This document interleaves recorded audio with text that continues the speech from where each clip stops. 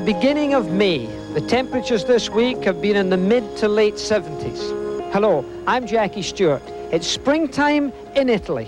I'm not here for the weather or the sun. I'm here for the Grand Prix of San Marino. Now, in fact, this Grand Prix does not take place in that tiny principality, that tiny tax haven up in the mountains over there.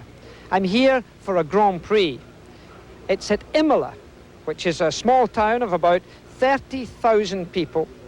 And of course, it's halfway between Milan and Rome. So therefore, there's a great populace come to this little racetrack for the activity that's going to take place.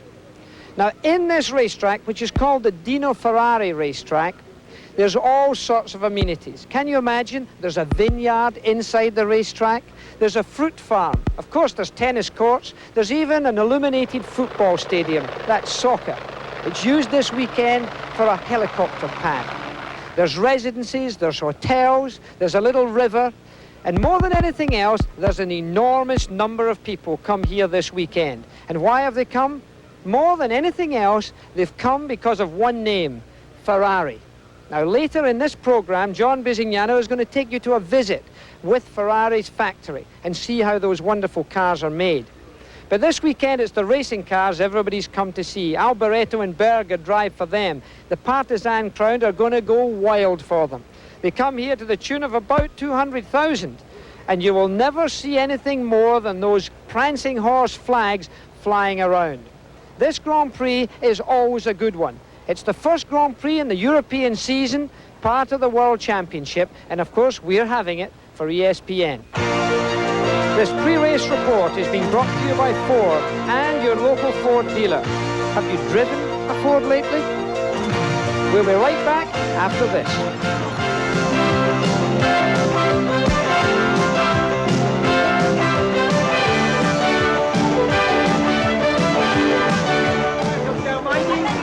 Right now, Ford has a great value story for you on the Ford Escort, the world's best-selling car. You can now get 3.9% financing or $600 cash back.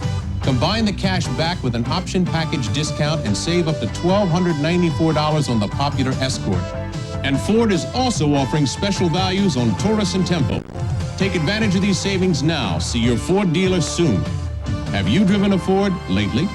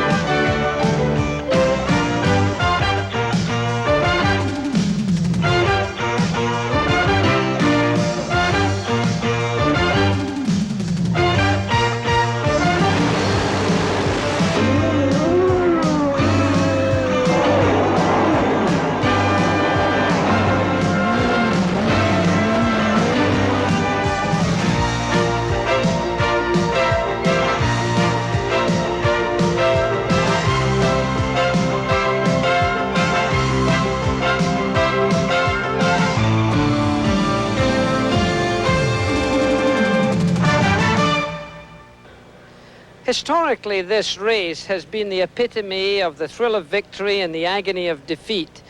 John Bisignano, a great many drivers have either won this Grand Prix because of others failing to finish due to lack of petrol or gasoline, and others, of course, have had the hardship of running out.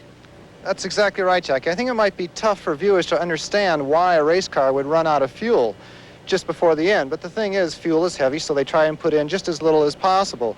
And here in Imola, the chicanes, accelerating out of those chicanes and up and down the hills, really burns the fuel away. I think we've had something like 7 different liters over the last 2 Grand Prix here in the last 5 laps. Another big story here at Imola is that of Nelson Piquet. In practice on Friday, he had an enormous accident. Totally destroyed the car, and for him it made the fact that he is unable to start this race because the medical officers would not sign him off as being totally fit. Nigel Mansell observes on his accident. I've suffered concussion myself, and you know, to sort of say you want to race on Sunday and then for the team to say maybe okay, maybe not, is it's very, very tough, because if you don't remember anything about the accident, anything about the day, which he doesn't at the moment, I would hazard a guess it would be doubtful if he's here on Sunday. If he is, then as I said, thank goodness it's not my decision. One other story here, tyres. This is going to be a big factor in this race. We've got Walt Stannard working in the pits with us this weekend here at Imola. Over to him for that story. Thank you, Jackie. We know that possibly fuel is going to be a problem today, but also another possible problem is tires, or rather the heat in tires. Goodyear flew in all these tires here, especially the night before last, just so there wouldn't be any problem with tires. These new tires are a little bit thicker through here. They spread the heat more across the tire. There's a less chance that they're going to blister. To get these tires ready, the Goodyear guys worked till 4:30 yesterday morning, so that the guys today are going to have a safe race. Thank you, Walt. Well, yet another story here at San Marino is that we've got a pretty full field of cars. The Larousse Lola has showed up here, as of course has the March. Remember, it did not start on the grid at Brazil, if you were watching that race. And yet another team, John, is showing up here that wasn't at Rio. Well, Jackie, as we know, the Ligier team, that is a veteran Formula One team, 12 years of competition. The first race they missed was in Rio due to lack of engines. Alfa Romeo pulling out of Formula One somewhat abruptly just before the beginning of the season. And thanks to an American engine supplier, Megatron, which is the old BMW engine, it's actually modified by Heine Mod. It's sort of a three-country effort to get this French team back onto the grid, and I'll tell you, it's hands across the Atlantic at the moment, and it's very good that the famous Ligier team is back in full competition here for the rest of the season. Well, this is a race that you're all going to stay glued to the screen to the very last lap, because remember, in previous years, we've seen a lot of trouble right up to the checkered flag. On pole position from Brazil, Ayrton Senna with the Camel Lotus Honda. Second fastest from Britain, Nigel Mansell with the Cannon Williams Honda. Third fastest, the reigning world champion from France, driving the McLaren with the Marlboro tag identification. Fourth fastest from Italy, Theo Fabi, driving the Benetton Ford. Fifth, Gerhard Berger of Austria, with, of course, a Ferrari. Very proud they are of their car here, because Michele Alboreto is next up in sixth fastest position, also in a Ferrari. Then yet another Italian, Riccardo Patrese, with the Brabham BMW. Eighth is Stefan Johansson with the Marlboro McLaren tag. Ninth, Eddie Cheever, born in Phoenix, Arizona, driving the US FNG Aras with the Megatron engine. Next up, his teammate Derek Warwick, who lives in the Channel Islands now, with the same team. Then Terry Boutsen from Belgium with the Benetton Ford. 12th fastest is Nakajima from Japan with the Camel Lotus Honda. 13th is Arnoux with the Ligier with the Megatron engine. Then in 14th position, De Cesaris of Italy with the Brabham BMW. Then comes Martin Brundle, Nannini, Campos, Christian Danner of Germany, Ginzani, Caffey, Streff, Alio, Capelli, Jonathan Palmer, Fabre, and Tarquini making up the grid, 26 in all. The Grand Prix of San Marino is brought to you by Goodrich TA radios, built to take on the road. By Quaker State QSX, keeps your engine cleaner to last longer. And by Pan Am Airlines. We'll be right back after this.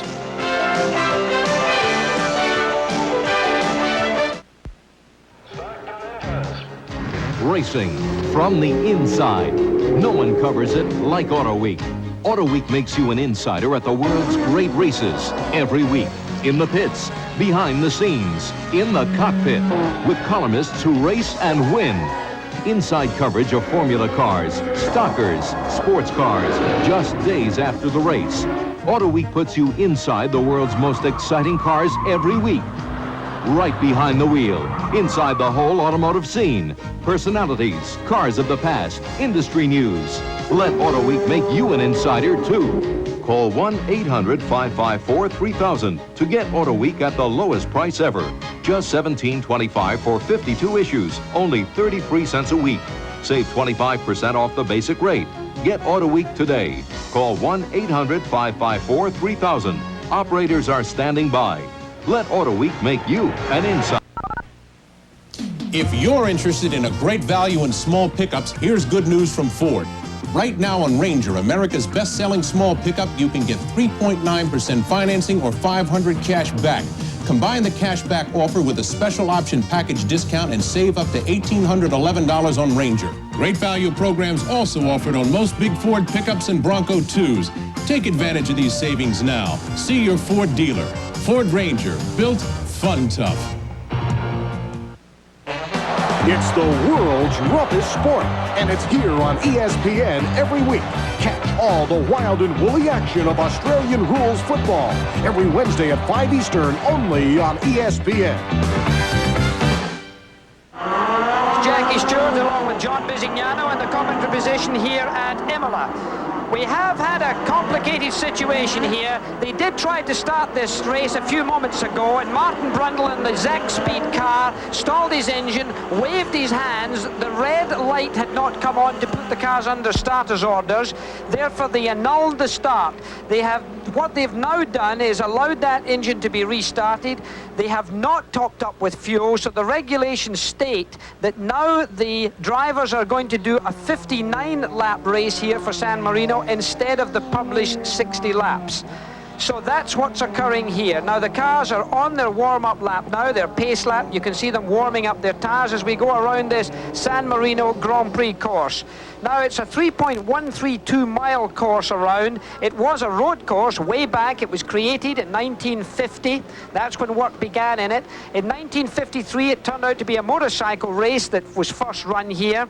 And then in the 60s, even a Formula One race was held here. Jim Clark, the great Jim Clark, raced here in a Lotus in 63 and won the race.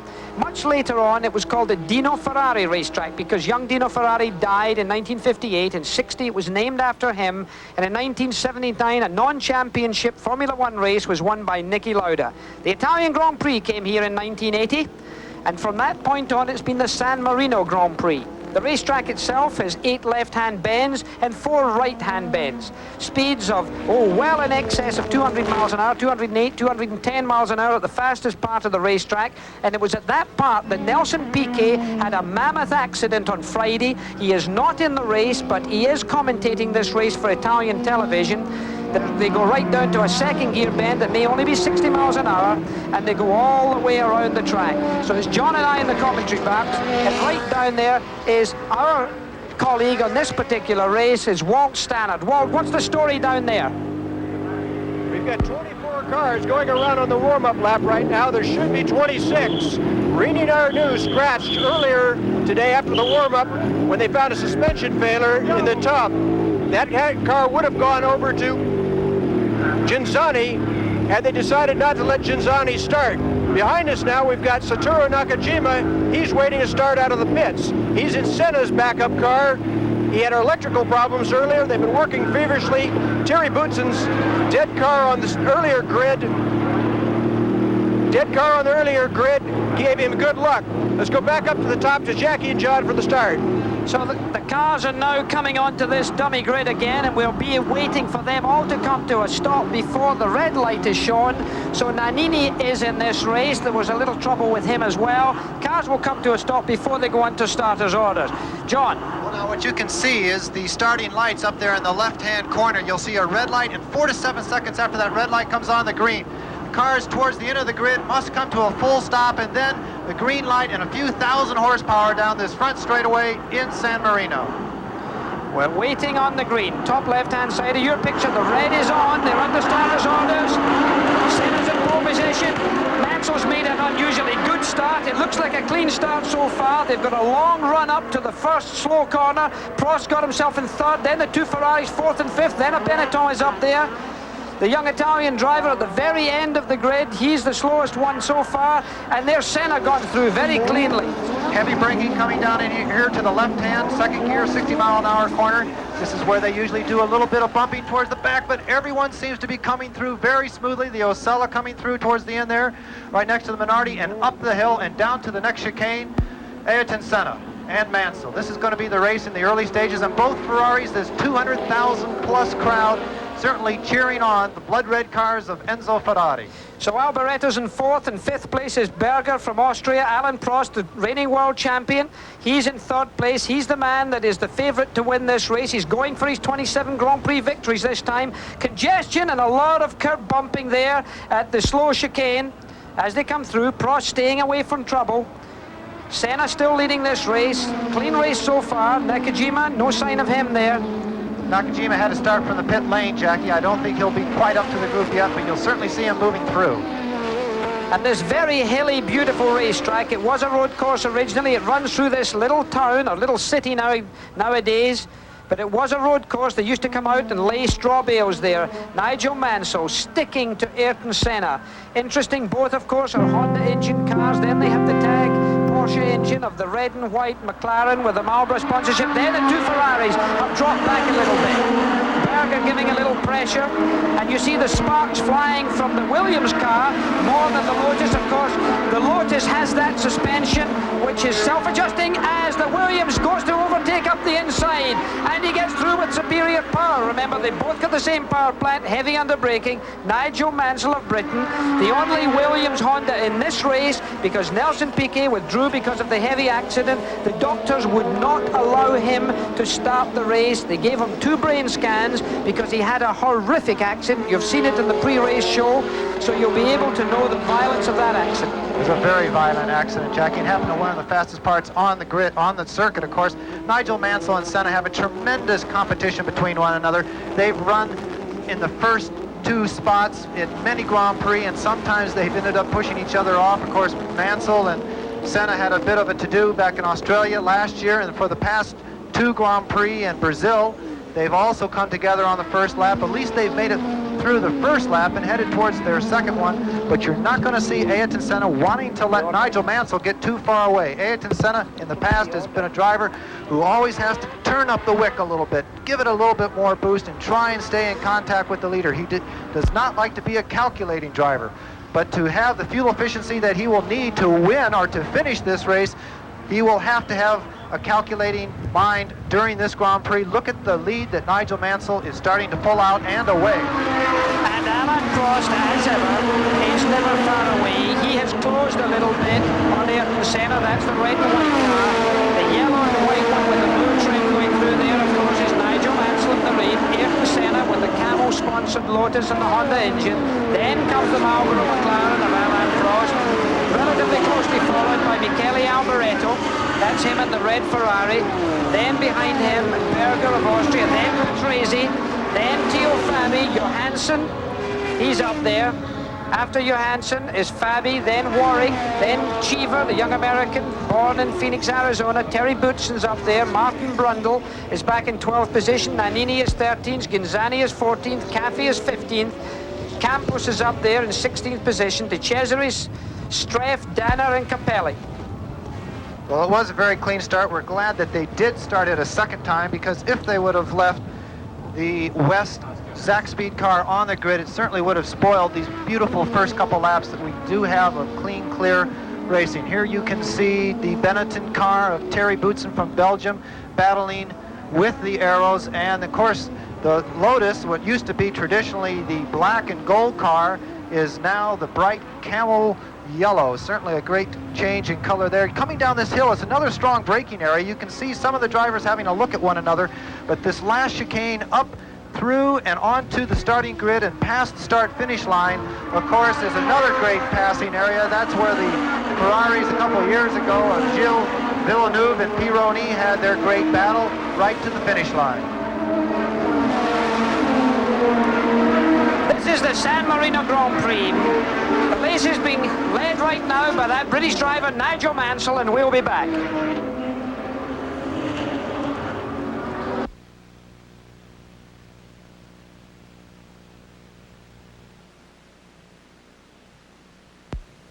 We test tires in this lab, but we don't really know how a TA radio will perform until we get it here.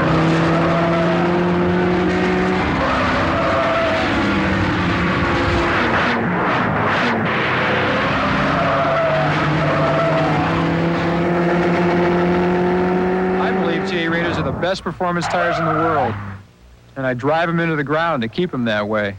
TA radios from BF Goodrich. Tested tough to make your car perform. Time for an oil change. But we're not using your Quaker State.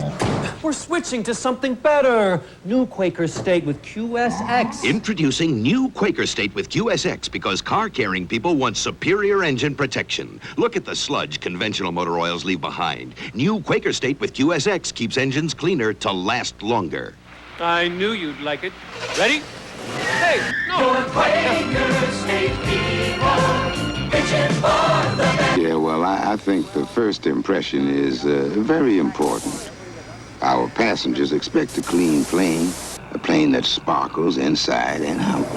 It doesn't matter how low our fares are, people expect more from Pan Am, because Pan Am is a first-class airline. When I see my letters up there, I say, there goes the biggest bargain in the sky.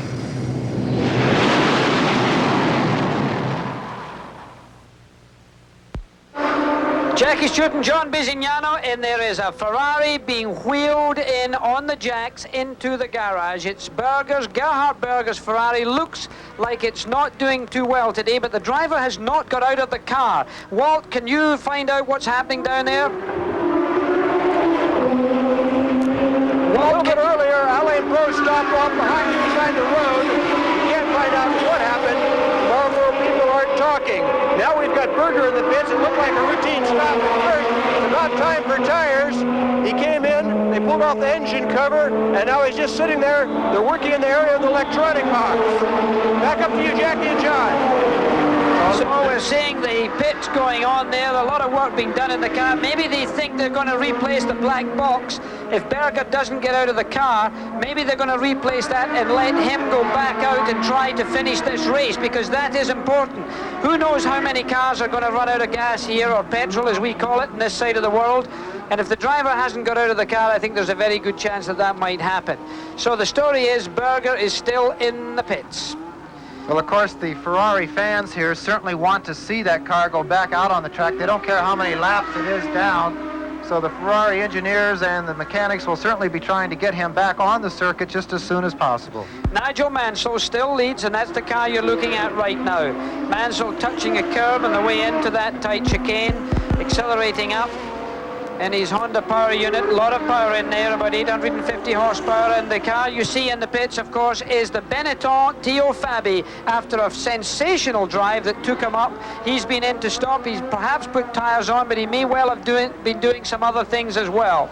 So Theo Fabi rejoins the race as the leader, who had gone down to about a 7.5 second lead on Alboreto. So Alboreto had eaten it up just a wee bit.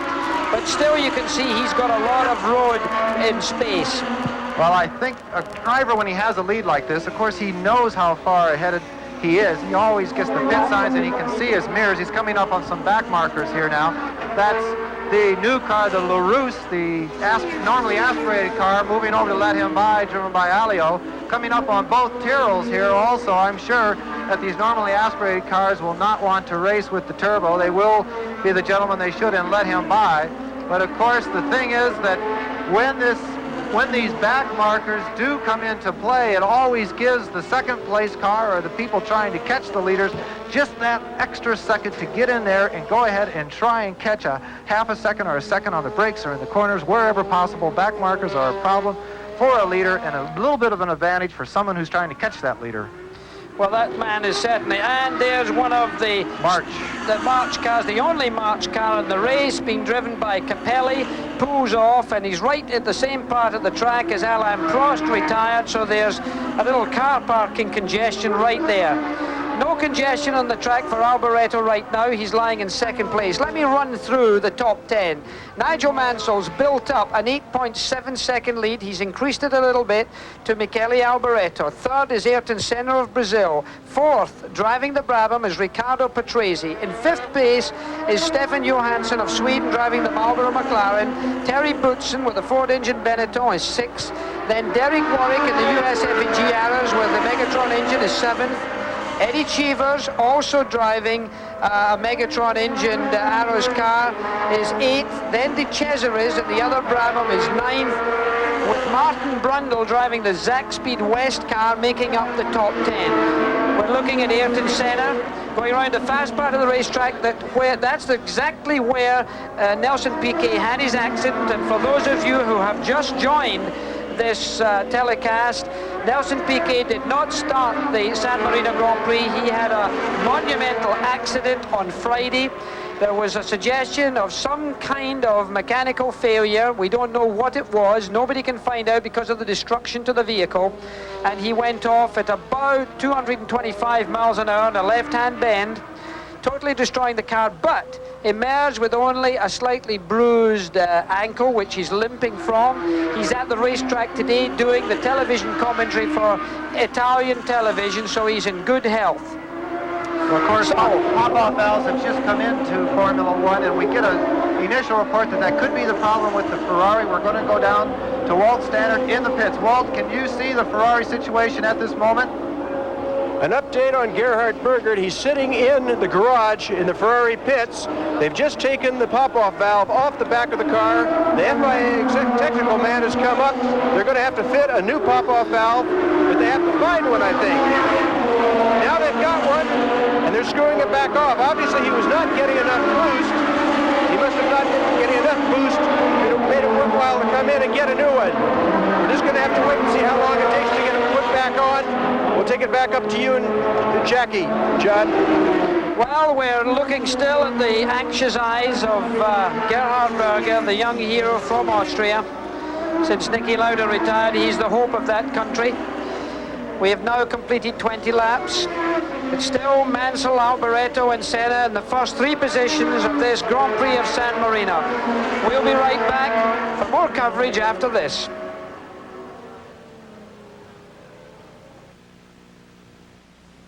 Introducing the end of the line for rust and the finish line for wood from the Masters.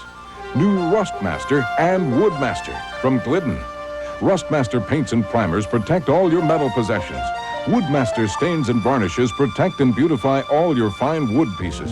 For the best metal and wood protection, take it from the Masters. New Rustmaster and Woodmaster from Glidden. Now available at leading paint retailers.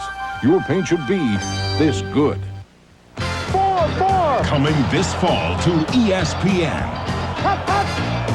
The best of the NFL.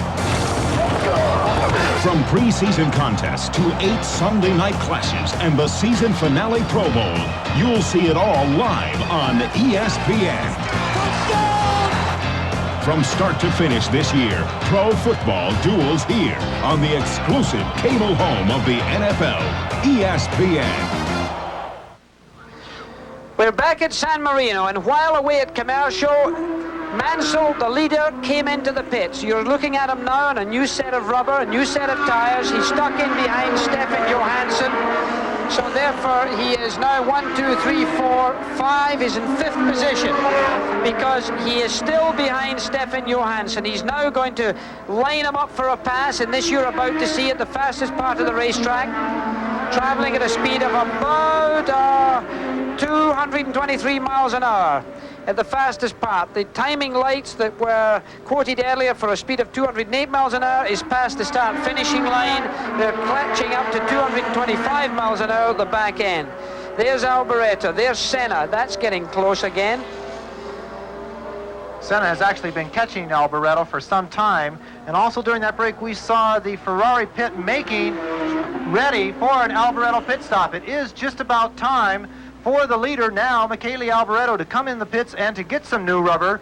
They were hoping to only make one pit stop, and actually the normally aspirated cars were trying to go the whole distance without any stop whatsoever. But of course, in this fast circuit, they will be so far behind that that's not a great advantage. But let's see what Michele Alboreto does. You can see the Italian fans leading the Italian second Grand Prix, as they call it here. Everyone is on their feet. Now, he should do a couple laps in the lead just to keep the fans excited, Jackie. But I think the way we saw the Alboreto pit readying for a pit stop, let's see if he pulls off. If he does, he'll slow down and pull here to the left. No, he did not come in. He's going around for another lap. And, of course, Ayrton Senna from Brazil is right up his exhaust. So the leaderboard is as follows. Michele Alvareto's in first place. Ayrton Senna's in second place. Riccardo Patrese, also of Italy, is in third place. Stefan Johansson was passed by Mansell into fourth place. Then he comes in fifth. Then Derek Warwick's fifth. Terry Boots in sixth. And seventh and eighth, ninth and 10th are Cheever, De Cesaris and Brundle. And a slower car going round the track there. We can't spot which car it is at the present time, but he's certainly going slowly. But Stefan Johansson also has been in the pits, so that is something that we did not see in the screen, but certainly a little bit of pit activity. And remember, this race has been shortened by 1 lap, so they can afford to come around mid-distance and get fresh rubber as the fuel load goes down. I'll tell you, Senna certainly has that Ferrari well in sight. He uses up those hills and around down the long straightaways to catch him up, but certainly the Ferrari wants to lead this race as often as possible. He may be coming into the pits on this next lap, but Ayrton Senna, Jackie, he has to be ready for tires too. Well, he will keep going as long as he possibly can, so that his tires will be fresh towards the end of the race, where it may be more important. We're at San Marino, and we'll be back.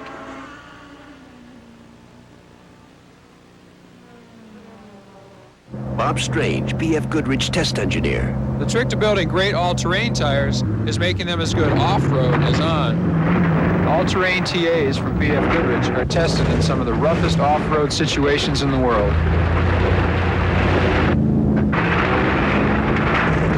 I believe TA radials are the best performance tires in the world, and I torture them to keep them that way.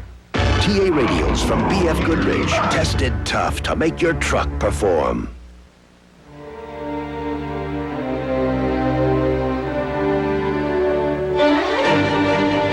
If you've been looking for a European sports coupe with anti-lock brakes, superb styling outside, luxurious leather inside, with enough power to do over 130 miles per hour, maybe you'd better look again.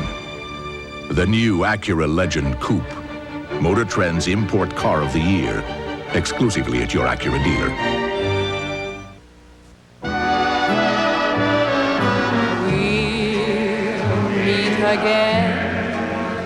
Don't know where, don't know when. More mechanics choose Champion than any other spark plug. Maybe it's because while we only have 14 technical service vans to assist them, our competition has none. Keep smiling through, just like you. The best auto. Under a red flag at Alabama International Motor Speedway in Talladega. We are back live with you, but there isn't a whole lot to report except the track officials are working feverishly to repair this catch fencing. Now, Bobby Allison shredded a tire. The car got into this catch fencing and almost went into the crowd. It did not, and as a matter of fact, there were no serious injuries as far as spectators are concerned, and Bobby Allison was not injured himself. There were several other cars involved, but again, no serious injury. There are 3 concerns. First of all, that cable that you see there running horizontally, it was snapped in 2. They're going to have to anchor it to something. Then after they get that done, they're going to have to put in the vertical bars, and when that's done, then they put in the fencing. It's still going to be, at best estimate, at least an hour before we can resume the action here. You have not missed anything. We have spent the last 45 minutes or so trying to repair this fence, and although they are making headway, it's very slow. The top 5 at this point show us that the leader is Terry Labonte, with Bill Elliott running in second position, followed by Davey Allison, then Buddy Baker running fourth, and Dale Earnhardt in fifth position. And the accident involving Bobby Allison occurred on lap number 122. We're going to show you that crash once again. It occurred as Buddy Baker was leading Bobby Allison through the tri-oval. Now you will see Bobby Allison's tire come apart and send the car out of control. There goes the tire. The car then begins to spin around. Air gets under the rear end of the car, and there is where the contact is made with the fencing. The car goes back onto the racetrack. It makes several pirouettes, throwing fuel and other debris onto the racetrack. And that then caused a problem with the drivers behind him because they ran over the debris and blew tires, and several other cars were involved in this incident, but again, no driver injuries. It occurred on lap 22 of 188 in this race, and so we have still a lot of racing to bring to you here this afternoon. We are live, and there is the repair activity going on just below us near the start-finish line. So while we are under this red flag, while repairs are being made, we return you to the San Marino Grand Prix. Kelly Albareto's in the pits. The leader's in the pits. There's been a short pit stop. It probably looks like an 11-second pit stop. A slight hesitation in front of his own people, and the Ferrari mechanics having to work feverishly there. He gets himself in and out of the pits, but clearly he has lost the lead, and the new leader is Ayrton Senna. Nigel Mansell's got himself into second position. Riccardo Patrese is in third position. Derek Warwick is in fourth position, followed then by Alboreto and Johansson. Remember, Johansson's been in the pits, Mansell's been in the pits, Alboreto's been in the pits, not Senna, and as far as we are concerned, Patrese has not been in the pits either, or has Warwick been in. So this race is developing, as every San Marino Grand Prix does, into a climax towards the end of the race. Tremendous amount of action. Here we see the Cannon Williams, driven by Nigel Mansell from England, trying to get by one of the West Zaxpeed cars. Seems to let him by quite easily, but still that Zaxpeed car is a turbocharged machine. He doesn't want to give up too much room. Even he's in his race. Of course, at the top three right now, we have Senna leading after Alboreto, went into the pits. Mansell is back up to second after his pit stop, and Riccardo Patrese, the Italian, driving the Brabham. You saw him just there behind the West Zaxpeed. That is a BMW powered car. The same engines that they used last year are certainly performing an awful lot better this season. That Brabham is doing well to be where he is. The gentleman you see up in your upper left, of course, is that Nelson Piquet, and you normally would be seeing him in your race car, but at the moment he is doing a broadcast for Italian TV. At least he's healthy and well. That's the main issue, because he had an accident that could clearly have caused him terrific discomfort and even worse. It was a terribly high-speed accident, driving one of the Cannon Williams cars at a speed of about 130 miles an hour. 230 miles an hour, he went off the course. So that was no fun for him, but at least he's here to tell the tale, and no doubt that tale will be told many times by the Italian television network today. Nigel Mansell looking for World Championship points. He's certainly one of the contenders this year. He picked up one championship point in Rio by finishing sixth. If he were to win this race, he would of course be able to pick up an additional 9 points, which would possibly, yes, it would put him into a World Championship lead, because Alain Prost is out of this race. Nelson Piquet is not performing. It rather depends on how well Stefan Johansson finishes. A man also who didn't pick up any championship points in Rio was Ayrton Senna. So he's looking for a finish, and again it's a fuel consumption race. Well, this is the second time that Senna has led this race. He also led the Brazilian race and pulled off just before the end right at his pit. And Senna is coming into the pits now also. Let's see Ayrton Senna and that fine Lotus Camel team. Let's see how they perform. They certainly have had a great deal of training over the weekend. This morning they were doing it in about 8.9 seconds. Let's see if the race pressure gives them any extra time. Walter, you down there again? That may be a problem. The heads up there. Senna's got a nice clean stop. Well, as you could hear, Walt Stannard was right there in the Lotus pit. Fresh tires on the Lotus, and of course that's about a half a second advantage over the laps that he was running just before he came in. He was starting to slow. Mansell was catching. Mansell now on his second set of tires in the lead. Patrese in second place. He has not been in the pits yet. Senna in third place. Alboreto has come in the pits in fourth. Johansson fifth. Warwick is in sixth. Boutsen is in seventh. Now we have all of those cars have been in the pits and on their second set of rubber. Let's see if those tires will go the whole distance. Well, it's another question. I think they will go the whole distance, because Goodyear have been quite conservative with their tire at this racetrack. It's well known for its very abrasive surface. It's got a high coefficient of grip, and I think they felt that they had to have a suitably hard compound to go this distance. Blistering of the tires can easily happen in these high coefficient tracks, and Goodyear are very aware of that. Nigel Mansell coming through here now, passing a slower car, slipping his way through, trying to be as smooth as he can, trying to keep that fuel consumption up. It's interesting that some of the engines that are being used here have shown a fair bit of unreliability. You can see Riccardo Patrese going past there. He finds himself in second position. This would be a wonderful thing in front of his Italian crowd if he could hold this up to the end of the race. Well, Patrese is a local hero. He's driven for several teams in the last several years. Of course, he won the Monaco Grand Prix about 3 or 4 years ago, which at that race, a good 40% of the fans are Italians, and that certainly caused some celebration. With Alboreto now in 4th place and Patrese in 2nd place, it certainly could turn into an Italian weekend. The gap of Mansell Patrese now is only 2.3 seconds. That's quite an interesting gap. Riccardo Patrese you're looking at with the BMW engine, Olivetti-sponsored Brabham. It's interesting that they brought 10 engines with them for those 3 cars, BMW. The Ken Tittle team, they brought 6 engines. Benetton brought 11 of them, and they used up 4, so they had a little bit of trouble, which is unusual.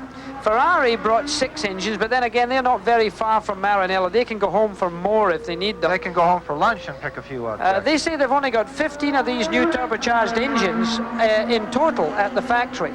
McLaren brought 10 with them. Interestingly, they've used 7 up this weekend. Very unusual for the TAG Porsche engine to burn out, but they were trying to go for fuel consumption, and I think maybe they were running them a little bit lean, or their management system was running lean. They burned out 7 engines. They've got 35 engines in total back at the factory. Not nearly as much as Honda, but nevertheless a lot. We'll be back for more of this Grand Prix.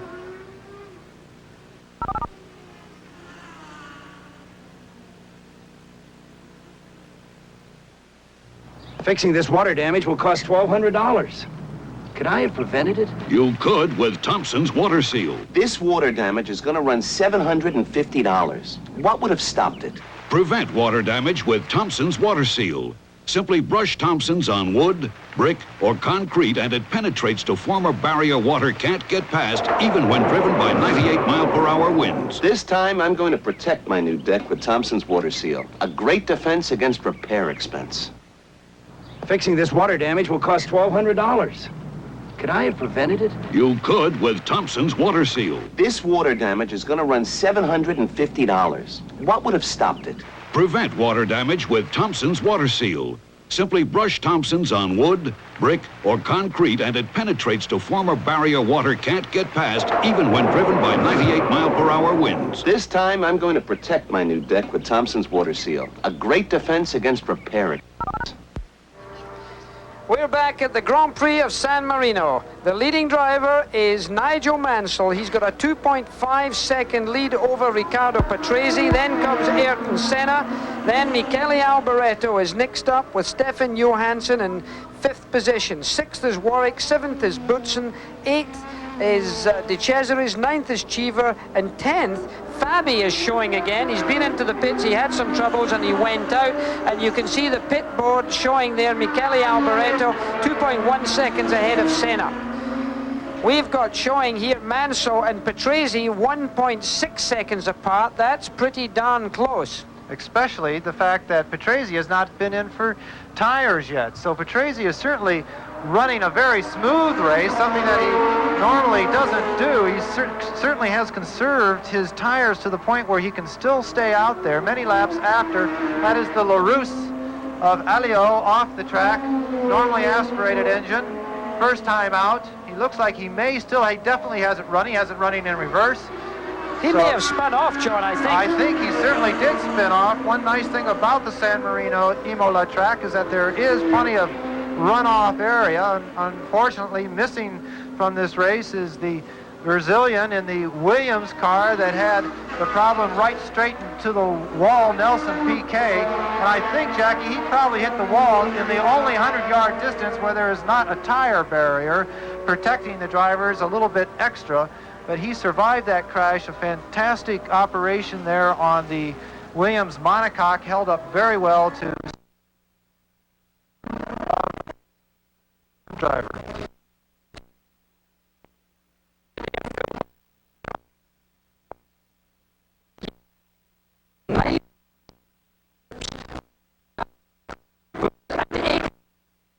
A lot more right, that was a replay. It's the AGS spinning. And there's right a melee, and that's where Alio spun. He went off the track, and you saw Alio a few minutes ago, and he stopped before the gravel pit there, so he's able to perhaps get restarted.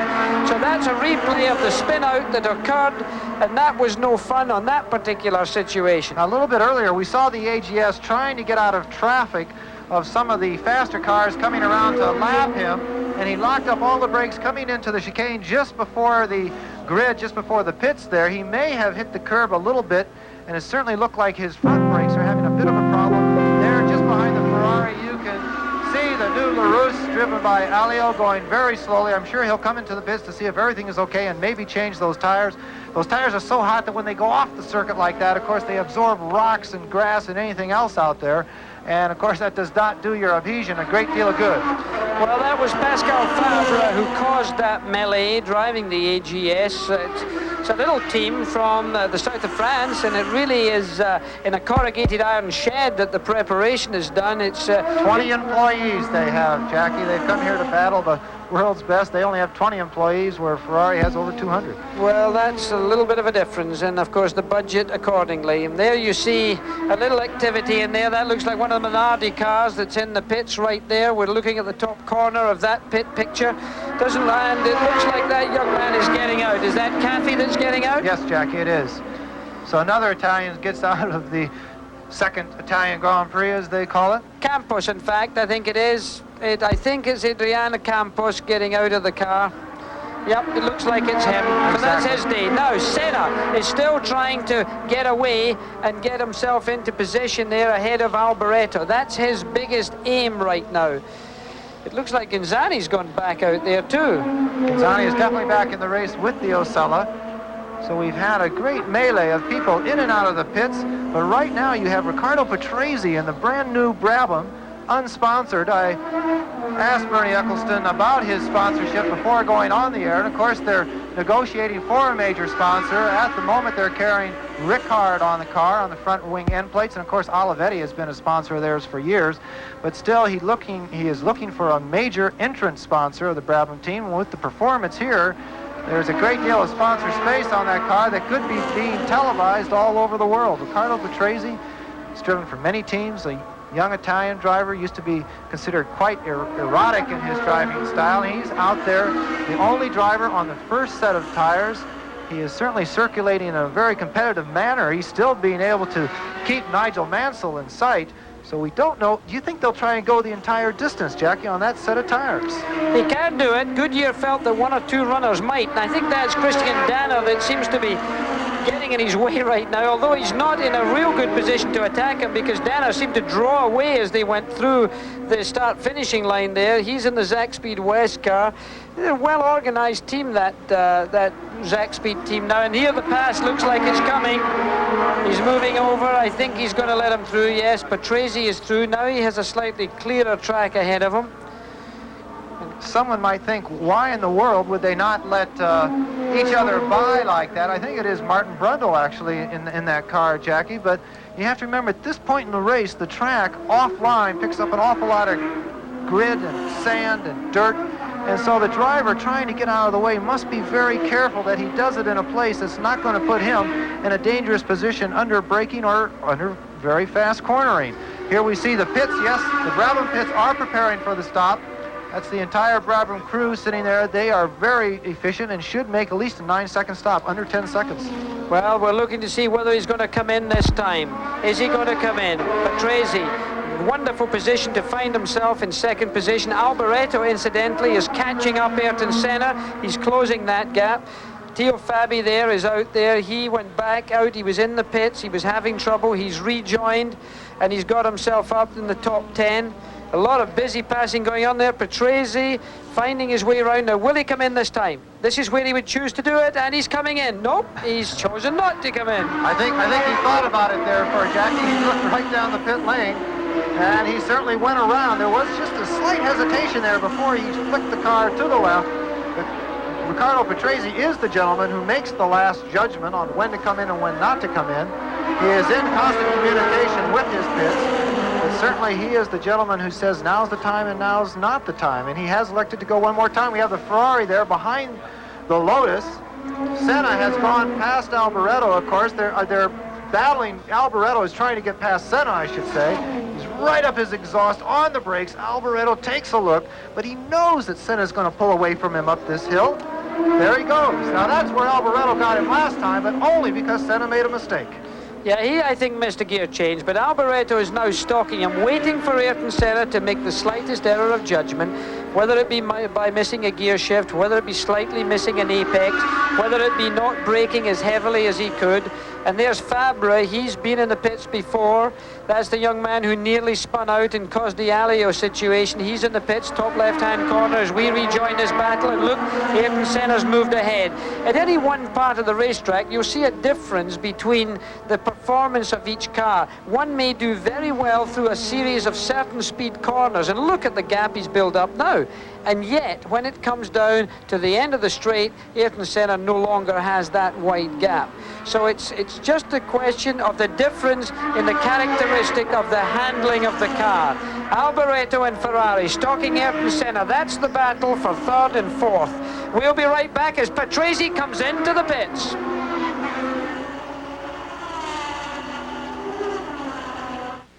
Bob Strange, BF Goodrich test engineer.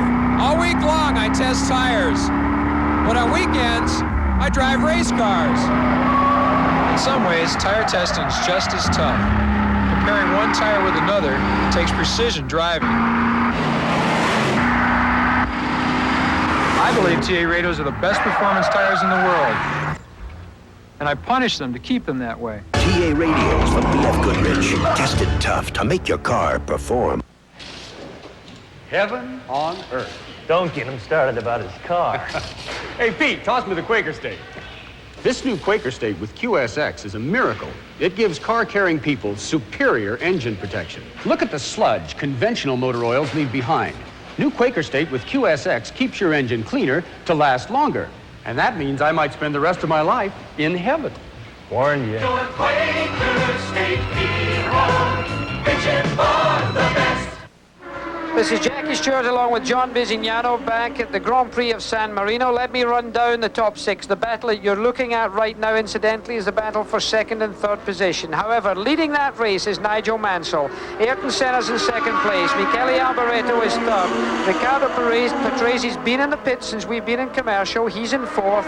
Then you've got Johansson in fifth. Terry Boutsen makes up the top six, as Ayrton Senna gets a little bit loose there and stays ahead, however, of this ever-shadowing Michele Alboreto. Keep in mind that Maranello, where the commendatore will be sitting watching the same picture as you are at the home of Ferrari, and he, of course, is willing young Alboreto, an Italian. What a wonderful thing it would be if things were to go well today and Alboreto were to win. So close to the home of Ferrari on the Dino Ferrari racetrack here in Italy in Imola.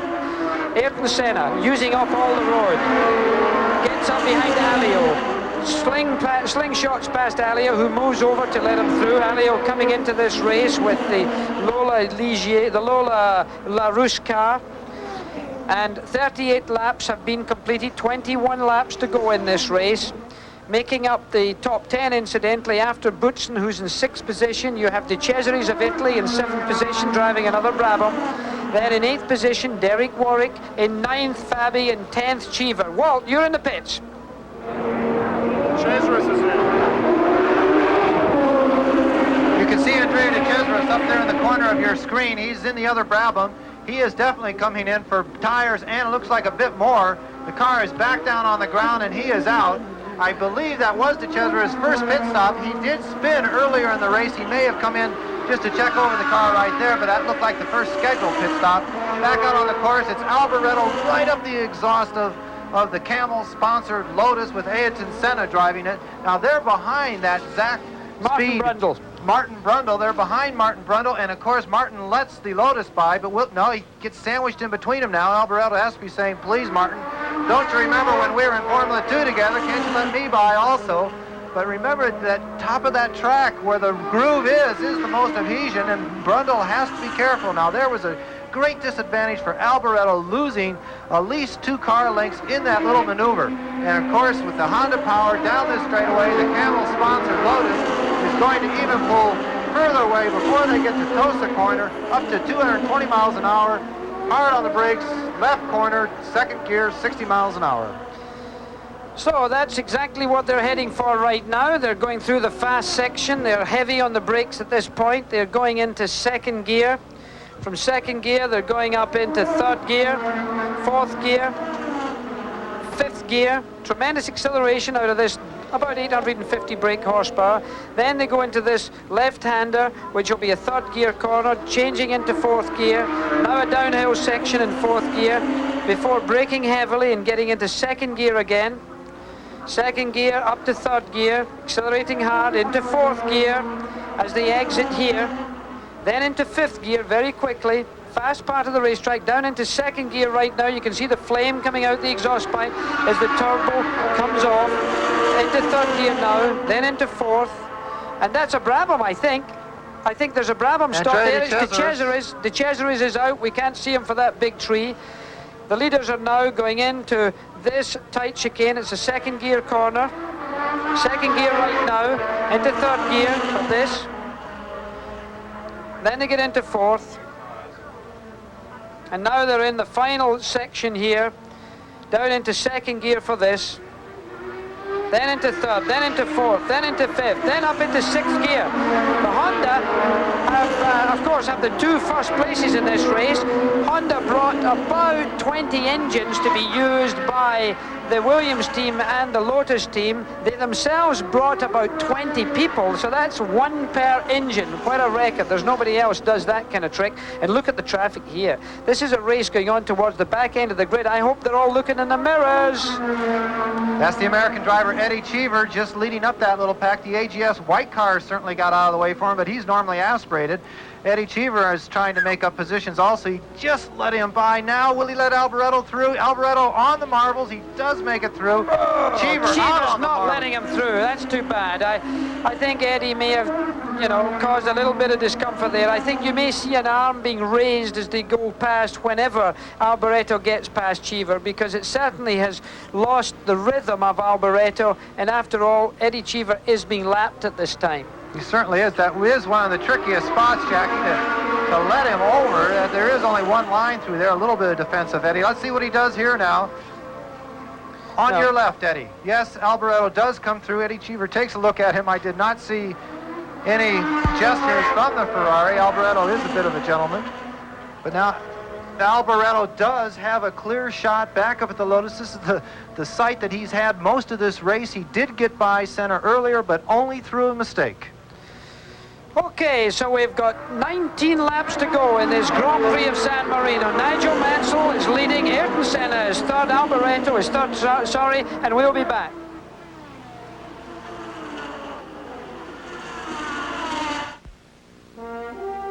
There's no place on earth that I'd rather be than out in the open, where it's all plain to see.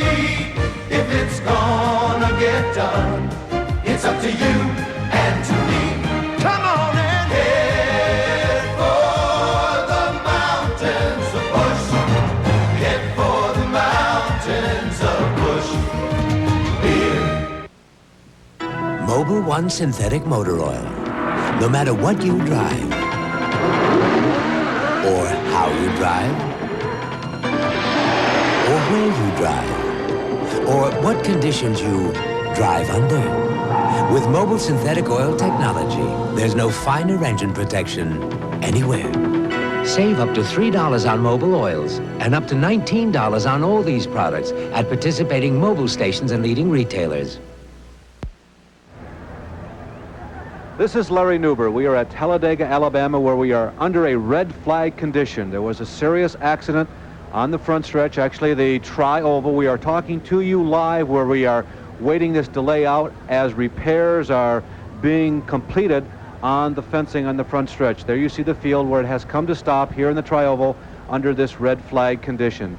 Bobby Allison was the man who crashed. There you see the scene live now as they are working on the fencing. As you can see, he got above the cement barrier here in the front stretch and into the wheel fence, the catch fencing. He took down about 100 feet. It's strung with a very heavy cable Fencing was brand new in 1987, and it truly did its job and averted a major catastrophe.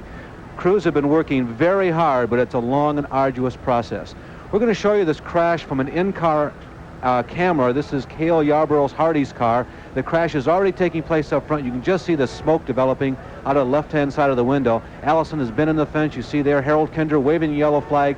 Cale is trying to follow Greg Sachs through all of the debris strewn about the racetrack. There's Allison passing by on the left side. Sachs goes into a spin. He has driven over something on the track, and Cale apparently gets hit from behind. He goes into a spin. This car has been driven behind the pit wall, and we are awaiting a word as to exactly how they handle the situation. If repairs are to be made on any car that is put behind the pit wall, they will not take place until the green flag begins. Now here is another angle, and watch how close Allison comes to getting too high as he comes through the tri-oval. Dale Earnhardt gets by, the wind gets underneath the aerodynamics of the 22 car. Harold Kinder once again stays in his perch above the racetrack, and Allison spins down the front stretch, spewing parts and fuel. Now here is the standings right now, and this is the way they will begin if this race gets back underway, and we anticipate that. We're back again to another hour. Terry Labonte is the leader. He has raced into the lead, passing Bill Elliott, who started on the pole, and Davey Allison having a good race. Buddy Baker, one of the people some people think is a favorite for today, is fourth, and Dale Earnhardt is running in fifth position. We will return to the San Marino Grand Prix, and we will stay here at Talladega all afternoon, and we'll bring to you the conclusion of this event, the spectacular 200-mile-per-hour plus race here in Talladega. Now back to the San Marino Grand Prix, Nigel Mansell leading. Commercial, an amazing performance was just put in by Michele Alboreto under braking for one of the chicanes in the Ferrari. The left-hand side of your picture gets through Ayrton Senna. This is for second place. Senna doesn't look as if he's going to give him, but he's crowded out. Senna has to stand on the brakes. Alboreto gets through. Ayrton Senna, of course, has to take a few breaks. But right behind him now is Patrese, and this is back to the real live picture. So the crowd are absolutely on their feet as they pass the start-finishing line. The first time the crowd have seen Alboreto in second place after that amazing pass, and Patrese has also passed Senna. Senna is going slowly. Senna has slowed up. That's the yellow car. So from second position, he's suddenly into fourth position. And now Patrese has passed the Ferrari. Unbelievable. Stefan Johansson, who was in fifth position, has come into the pits while all of this is happening. They were all close together when we went to commercial. Suddenly, this entire picture has changed, and that is Stefan Johansson in the pits with the Marlboro McLaren team looking after him. They've jacked up the front end. This is a leisurely pit stop. There's something wrong. It may be brakes. There's about 60% of the braking at the front wheels of those cars. But this, as ever, has been a tremendously exciting San Marino Grand Prix. Of course, it's very sad that Johansson came into the pits. He was the fastest man on the track. Before this, he is out of the pits, back onto the circuit. We'll try and take some lap times on him to see how competitive he is, but he was just eating everyone alive and coming up right behind Patrese. He could have been in the spot that Patrese is right now if he did not have to make that pit stop. Tremendous passing here. I think Senna, Jackie, really was bothered by that locking of those brakes into that chicane, letting the Ferrari by, because Patrese just ate him up in the very next corner. I don't think that Senna should get that rattled over that particular pass, but Patrese is driving the race of his life. Well, it could be that Senna's having a little bit of gear selection trouble, because it seems now twice he's had that type of trouble. Keep in mind, however, that Nigel Mansell is still the man out in the lead. In second position is Riccardo Patrese. In third position is Michele Alboreto. Still in fourth position, seems to have regrouped himself because he's now closing on Michele Alboreto, and your picture right now is Ayrton Senna from Brazil. This is the battle right now. The lonely leader, of course, is Harley in our picture, and look at that Ferrari. It's getting loose in the rear end. Nigel Mansell is 21.46 seconds ahead of Riccardo Patrese. So Mansell is cruising. Mansell is now trying to think, are there any vibrations? Am I going to be okay? Can I pick up 9 points in the championship right now? Can I then lead the World Championship, the race that I so nearly won last year to gain that championship, after all losing it in that final race in Adelaide that we covered in ESPN. Nigel Mansell is hunting for it. In the meantime, the battle is for second place. But Riccardo Patrese has opened up a gap in Michele Alboreto two Italians in second and third position, with Ayrton Senna from Brazil in that bright yellow Camel Lotus with the Honda engine. It's now in fourth position. Well, the way Patrese is driving at the moment, Jackie, I've been watching Patrese drive for many, many years, as certainly you have, but he is driving the race of his life. The car that he is driving, of course, is the Brabham, owned by Bernie Eccleston, the director of FOCA here, the Formula One Constructors Association. They had a terrible year with a very low-slung DT55, I believe it was, last season. But this season, he certainly is gaining the position of the engineering that he needs to have his team do extremely well. We have to give a great comment to Bernie Eccleston and his leadership, how he has the time to run FOCA and this team, I will never know. But right now, Alboreto, again, pulling just a little bit away from Ayrton Senna. This is a reverse stocking now. All the race that was just reversed from that, with the yellow car, the yellow Lotus, Camel Lotus, just leading that red Ferrari every place on the circuit. But Alboreto did a fantastic job of squeezing through on the brakes. It certainly upset Senna, because at the same time, the very next corner, Riccardo Patrese came through with the Brabham, and he is pulling away. It will be very tough for anyone to catch Patrese. Well, we've only got 14 laps to go in this San Marino Grand Prix. The countdown has started. Within the next 10 laps, you, I think, are going to see some excitement. We've seen it before. It'll surprise me if we don't see someone in the leaderboard running out of gas. And it does seem the most likely car to run out of gasoline, in fact, will be the BMW engine Patrese car, because they don't enjoy as good a consumption figure as some of the others. So we're at the San Marino Grand Prix. Nigel Mansell is leading the race. Riccardo Patrese is in second, and third right now is Alboreto. We'll be back.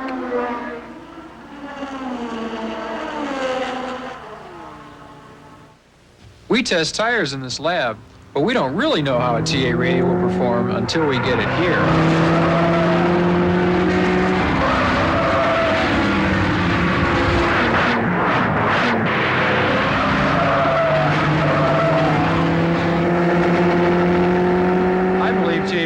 Best performance tires in the world, and I drive them into the ground to keep them that way.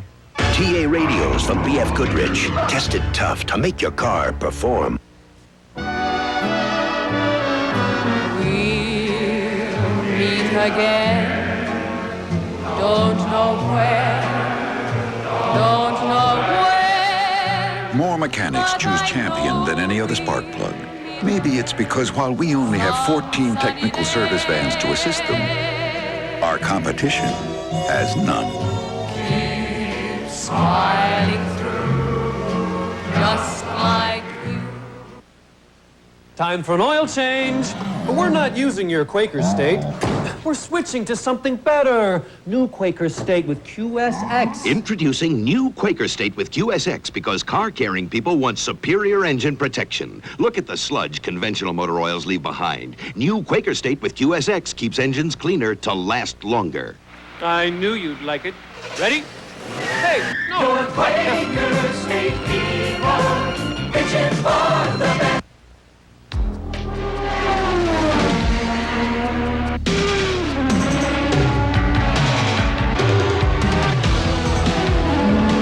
Williams Honda Formula One World Champion. It's only because we do this so well that we can do this so well. The Acura Integra, one of Car and Driver's 10 best, exclusively at your Acura dealer. We're back at the Grand Prix of San Marino. This is Jackie Stewart along with John Bisignano. We're watching the battle for third place between Ayrton Senna and Michele Alboreto. The battle up front is developing also, because Nigel Mansell is still leading this race from Riccardo Patrese. Right now he's got a lead of about 20 seconds. It's 19 and a little bit, and that has stayed about the same for several laps. Look at the Italians cheering on Alboreto here. Patrese is ahead of him. That's the Brabham in second place. Alboreto is not so far away from him. We're looking at that white and blue car right there, now looking for the car in third position. That's the red car of Alboreto, followed by Ayrton Senna and the bright yellow car touching a curb. You saw the car bumping over there. And there the fastest lap has been done by Theo Fabi, incidentally, at a speed of 124 miles an hour average. He's driving the Benetton car. Pretty impressive. He came into the pits and has gone back out. Of course, he's not featuring. He's in 6th position right now. He's actually in a World Championship point position. Of course, 6th place pulls up 1 point. It's a lot of work for 1 point. Jackie, let me ask you, when Nigel Mansell has a 20-second lead, he's in a fuel-conserving situation. We have the pass coming up. We got Senna went by Alboreto quite easily. Again, we don't know if there was a mistake made there or not, but he certainly blew by on that straightaway there. It seemed like everything was absolutely cool, and Senna just absolutely blew past Alboreto. Actually, maybe the car jumped out of gear or something because there's no shifting going on in that particular part of the circuit. But this is what we've been looking at, these two cars, the entire race battling back and forth. My question to you, Jackie, is can Nigel Mansell, can he keep his concentration and drive the car at 90% and save that fuel? He certainly can. He's going to have that. And look at this pass. Let's look at one more time in slow motion. Something happened there. That was very peculiar. He either got it slightly loose, he either had a fuel surge situation and maybe dried up for a brief second, but I don't think that could have happened. There's too many laps still to go. You can see he had the right line, but Senna suddenly blasts past him. He can't turn up the boost that much because they're pump-off valves in the turbo now, and they're not allowed to have the additional boost that used to be available in the 1986 season. So it's really quite an effort that was put in there. So Ayrton Senna now finds himself firmly in 3rd position. 4th position is still held by Alboreto. 2nd position is Patrese. 1st position, of course, is that of Nigel Mansell. We were talking about his fuel consumption. And look at this movement again. Alboreto looks like he wasn't concentrating there because his abrupt movement and getting past the slower car there wasn't a smooth, calculated effort. But Jackie, the car there moved, the rear end of that car moved in the exact same way that it did when he got blown off by the Lotus. And we've been watching the Ferrari, and the rear end of that Ferrari has been loose the last couple laps. There you see the wiggle again. I mean, it almost looks like I don't know if it's fuel surge or that there is certainly something could be loose in the suspension to let that car slide around like that. One of the Benettons in the car. It's Boutsen's in the pits. He's getting some attention. They're doing more than changing tires here. They're looking at the brakes. It could well be that they've got a problem. It's a leisurely pit stop, I'm afraid. When he came in, we could hear the car sputtering. We should say we've lost poor Walt Snatter down in the pits, so we'll be calling these pit shots from up here. And there the Lotus up over the curb, and Patrese and the Brabham pulling away from the Lotus. They almost touched one another. But they've got very close. Senna has suddenly closed dramatically on Riccardo Patrese. Well, everyone has. This has been a real close-up. Suddenly Patrese, and I told you there would be drama towards the end of this race, so don't change channels on us. And there it goes. Patrase's run out of fuel. I'll bet you anything Patrase's had a fuel problem. You called it, Jackie. A few laps ago you said that the BMW was the least fuel efficient, and the way that he's been screaming around this course, he certainly wasn't doing anything to conserve the fuel. He's going to come by the start-finish line. He could have come into the pits. You see the driver's helmet being pulled back and forth. That means that the car is missing. Riccardo Patrase's driving the race of his life. Looks like he's out of the San Marino Grand Prix in Imola. Well, also it looks like one of the other BMW cars, Cheevers, is having trouble with the Megatron BMW engine. It may have run out of gas as well. The BMW is a 4-cylinder inline engine, and that seems to not be giving the fuel consumption that was expected of it. There you see Riccardo Patrese, a man who was the hero of the crowd just 1.5 laps ago. And there another car falls out of fuel. That looks like one of the Benetton cars. No, it's the Data General, your old Team Tyrrell, I think, Jackie. That could well be. Well, then Ken Tyrrell's run out of fuel. He shouldn't, because he's the 3.5 normally aspirated engine. They were boasting better fuel consumption in that engine. That's a surprise. Perhaps it's something else. Who knows? But Ayrton Senna now finds himself with Honda power, 1st and 2nd. Mansell is still leading this race. Ayrton Senna is now in 2nd place. And in 3rd place is, of course, Michele Alboreto. And, of course, that was the Data General car off the circuit, so we had lost some of the normally aspirated, and we have Cheever in the pits.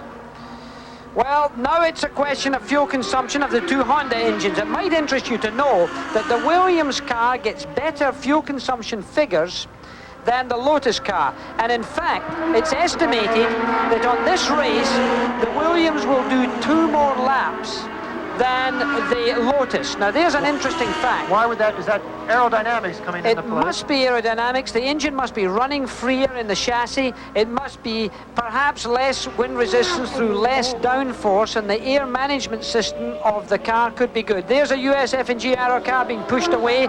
Looks like it may run out of fuel. That's what the suggestion is. Cheever was running very well in this race. Incidentally, if you're seeing the same picture as we're seeing, there is a very cool, calm and collected, unperspiring Nelson Piquet up on the top left-hand side of that picture. He's doing commentary for Italy.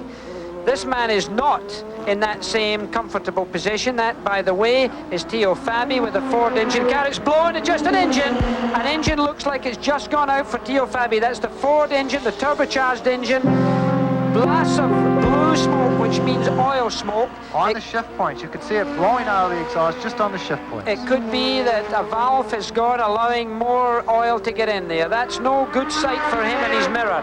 The Ferrari has dropped back also a little bit on Ayrton Senna. Now keep in mind, they also have a computer on board that gives them a readout of the number of laps that they have, and there are only 7 laps to go in this race, so stay with us. Senna behind one of the slower cars right now.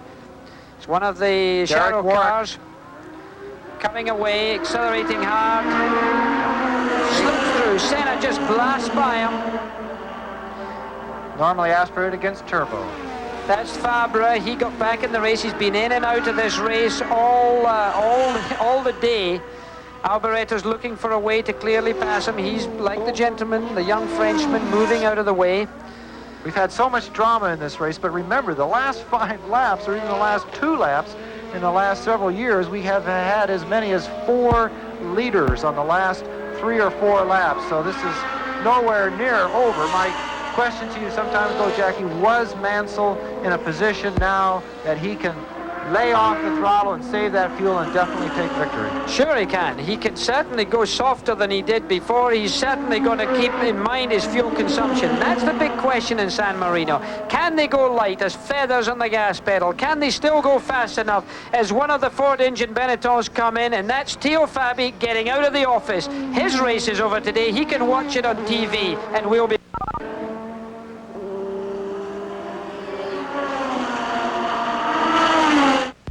Formula One, Indy, NASCAR, IMSA. Nobody takes you inside like Auto Week. On the track, behind the scenes, with columnists who race and win. Auto Week gives you the fastest, most accurate racing coverage every week. Just days after the checkered flag drops. Nobody takes you inside street cars like Auto Week. Sports cars, classics, 4x4s, vans, performance sedans. Auto Week makes you an insider with personalities, classic cars, industry news, columnists. Now you can become an insider by calling 1-800-554-3000 to get Auto Week at the lowest price ever. Just $17.25 for 52 issues, only 33 cents a week. Save 25% off the basic rate. Call 1-800-554-3000. Operators are standing by. Start Auto Week racing to you today. Powerful punches. Bruising action. On ESPN's Friday Night Fights. Each week, ESPN is your ringside seat to see today's best young boxers exchange blows.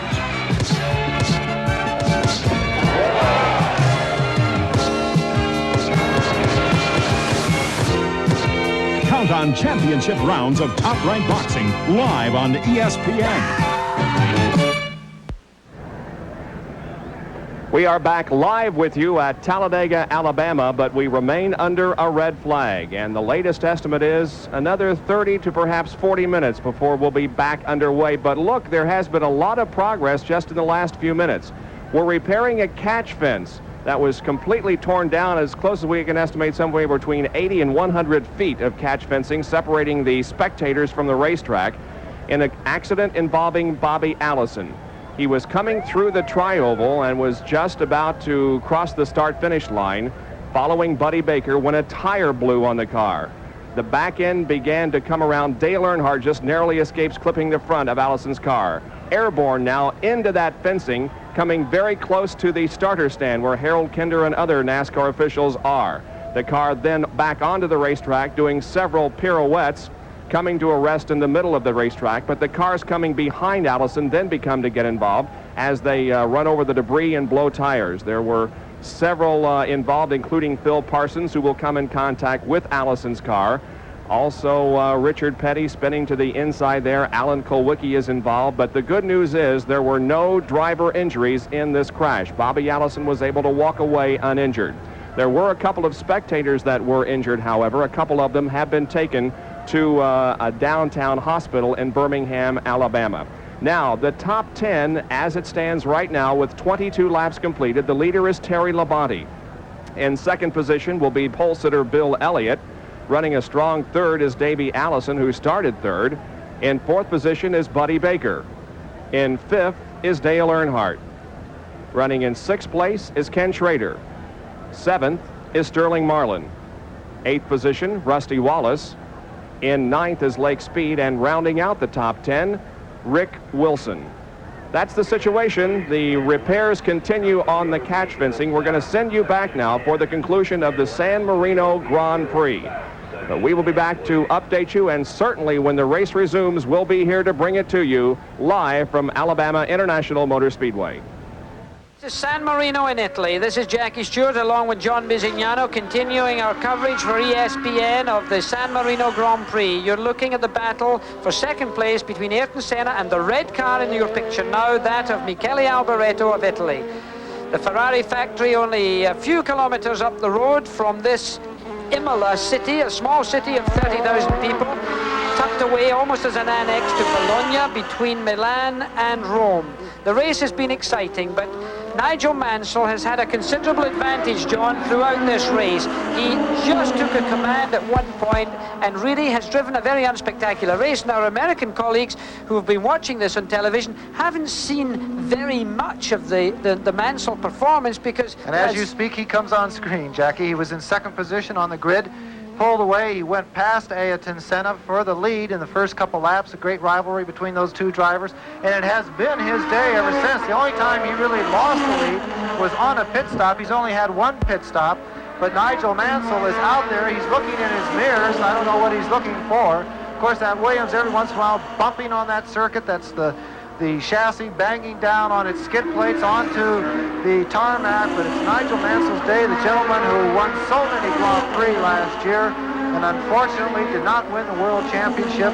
It's his ball game at the moment. He has the time, the gap to just let it close up a little bit, save that fuel, do not risk the fuel in the Canon-sponsored Williams Honda. Well, old Nigel's a great fan of golfing. He's 32 years of age, born in 1954. Of course, he's British, but he now lives on the Isle of Man, which is a sort of tax haven for those who can manage it. It is a tax haven. He's done, what, 91 Grand Prix in total so far. He's got 7 wins. His first Grand Prix victory was in the Grand Prix of Austria in 1980, and that was in a Lotus. The man in a Lotus right now you're looking at is that yellow machine, that of Ayrton Senna, who seems to have pulled off a little more comfortably from Alboreto. He's got a bit of air there to breathe. Alboreto still not in your picture. Where is he? Alboreto in third position is not to be seen. Our Italians are not showing him. That's an unusual fact. Everything has gone still around this circuit. That means that Alboreto isn't being seen by too many grandstands either. I don't see him. There he is. There he is. He's certainly backed off. Incidentally, the battle for second place, we've had more than 9 changes for second place, but really only 1 change for first place, because between Senna and Mansell, that's all there was to it. But 9 times there's been changes for this second place here, and the race is not yet over. Well, the last 5 laps, as we said before, is the most exciting as the Brazilian driver, Ayrton Senna, blows by the Osella, up around this fast sweeping left-hander, 220 miles an hour, braking down. You can see the car under the brakes, just maybe weaving a bit, trying to keep the brakes very cool, of course. I don't think he has it in his mind to go after Mansell. He certainly wants to keep the Ferrari away from him. He's not nearly under the pressure that he has been so far in this race. It has been a Ferrari Lotus battle with Mansell way out in front. Only 3 laps to go we have, and this is the point last year, Jackie, where we were looking at the several cars who we thought were sure to finish and sure to score points, and they parked them. And one of those cars was a Ferrari. That's right. Because we had a great run here by Stefan Johansson and the Ferrari, who could have won this race last year. He actually led it. But he ran out of gas. Neither is that of the winner, or at least the leader at this stage, or the man in second place. So really we're still concerned about the fuel usage. This is something that we have to keep our eye open. Mansell's leading, Senna's in second place, Michele Alboretto's in third, and Stefan Johansson has got himself back up into fourth place driving the Marlboro McLaren. That's a good drive for him. Keep in mind that he took over from Keke Rosberg when Rosberg retired at the end of last season. He left Ferrari. Ferrari chose to have Berger instead.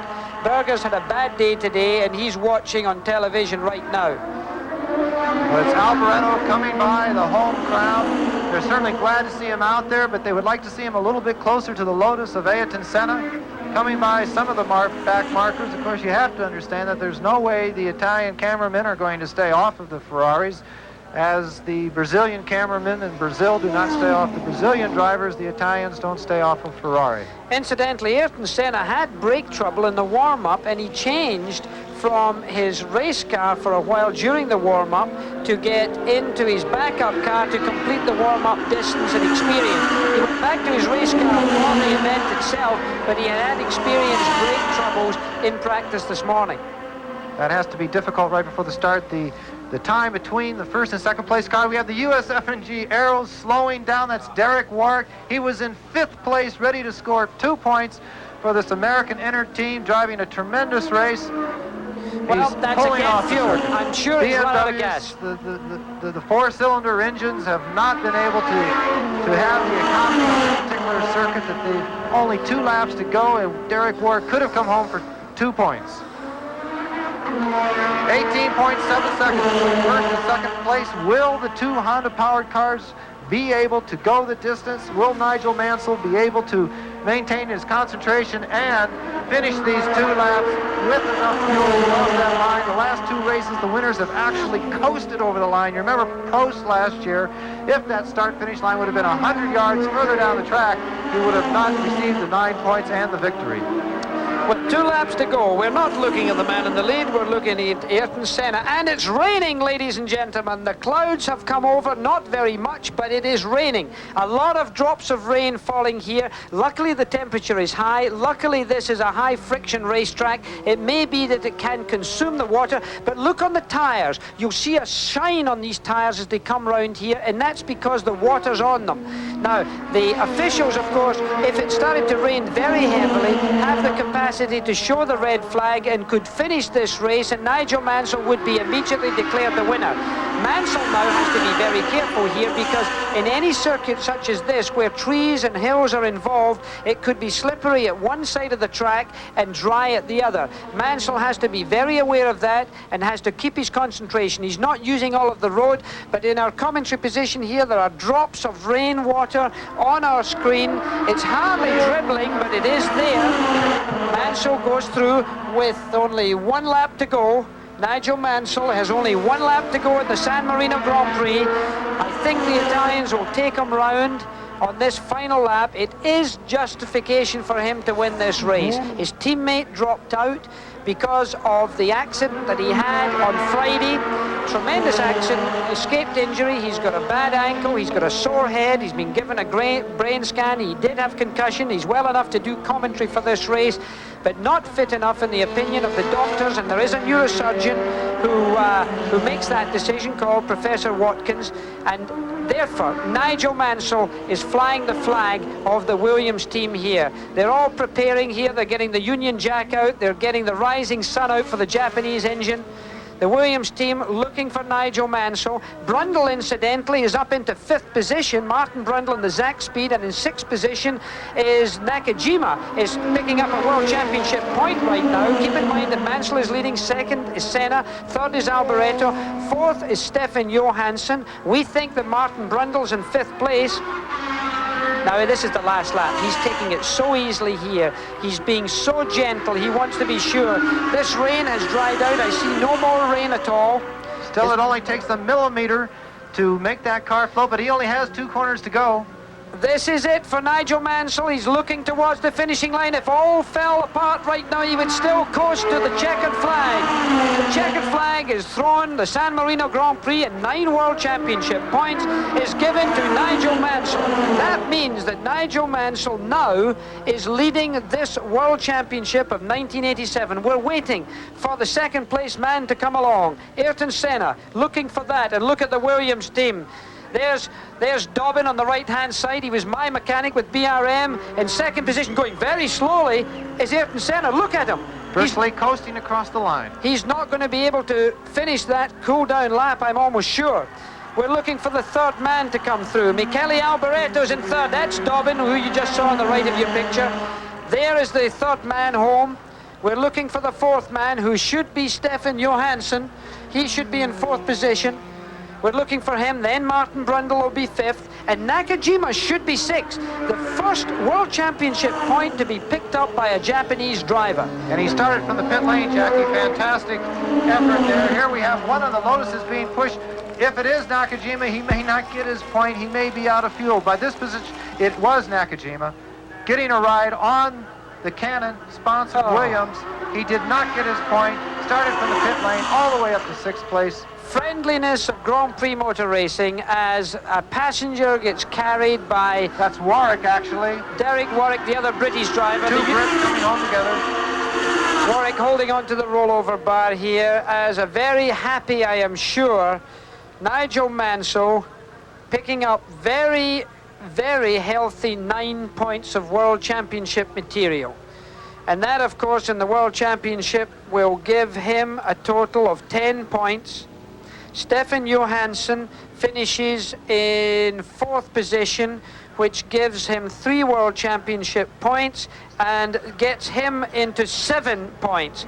But second in the Championship League will still be Alain Prost. We'll be back to give you much more of the countdown from this race point of view in just a moment.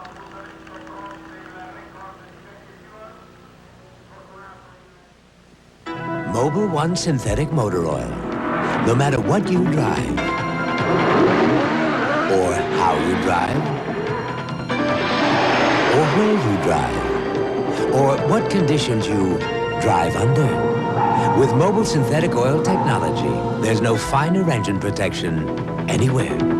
Save up to $3 on Mobil oils and up to $19 on all these products at participating Mobil stations and leading retailers.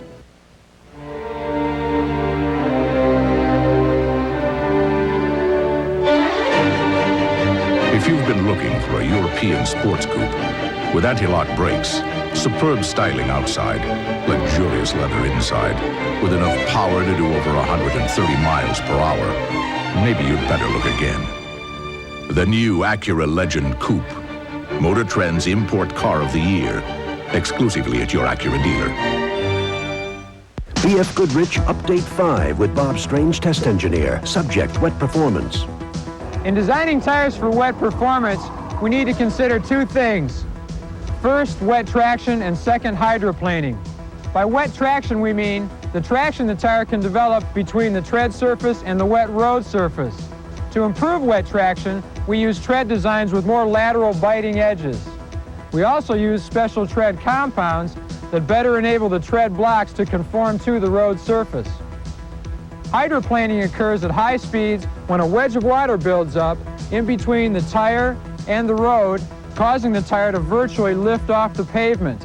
To combat hydroplaning, we use tread designs with wide circumferential grooves to channel water in this direction and deep lateral grooves to channel water out the side of the tire. All of this improves wet weather performance. TA radios from BF Goodrich, tested tough to make your car perform. The Grand Prix of San Marino has been won, and it you see now is the winner's rostrum as Nigel Mansell raises that silver salver above his head. So Nigel Mansell wins this Grand Prix of San Marino. In second place was Ayrton Senna. He's up there with him. And that's him on the left-hand side of the picture. On third position was Alboreto, Michele Alboreto of Italy, driving a Ferrari in third position. Stefan Johansson was fourth. Martin Brundle, driving the Zack Speed, finished in fifth position. And Nakajima from Japan finished in sixth. Christian Dana was seventh. Streff was 8th, driving the normally aspirated Tyrrell, and 9th was Patrese, who had so much trouble with fuel. He finished 9th, and Alliot finished 10th. Now, the World Championship standings gives Nigel Mansell the lead in this World Championship of 87. Alan Prost is 1 point behind with 9 points. Stefan Johansson is 3rd with 7. Then Senna with 6, Alboreto with 4. So that's the World Championship standings right now after 2. Now, Walt Stannard has been down the pits with the man's team who won. Frank Williams, down to you. Yeah, barely. Okay, I'm going to go. Frank, it's been a long road back. It must be very pleasing to be here for this win. I enjoyed it. Yeah, thank you. I enjoyed it very much indeed. It is nice to be back. Did you think that Nigel was going to be able to run as strong, as long? I mean, there's really no problem with fuel. No, we've looked fairly comfortable on that, but the truth is that Prost, who is our main opposition, did drop out very early. So we will never know today exactly where we were with the real opposition. Was Nigel running a slower pace then than you predicted? The race was slower than last year. Nelson's fastest lap last year was 1:28.6, and the fastest lap today I think was 29.2. It was quite a bit slower. Okay, thank you, and congratulations, Frank. Thank you very much. The Grand Prix of San Marino has been brought to you by BF Goodrich TA radios, built to take on the road. And by Mobil Oil, cleans your engine while it's working. And by Acura, cars of Honda featuring the Acura Legend and Integra. This is Jackie Stewart along with John Bisignano and Walt Stannard, wishing you a happy racing between the time of this San Marino Grand Prix and the next ESPN coverage of Grand Prix racing that will take place on the 17th of May, the Grand Prix of Belgium at the Spa-Francorchamps circuit. So from all of us, it's goodbye from Imola.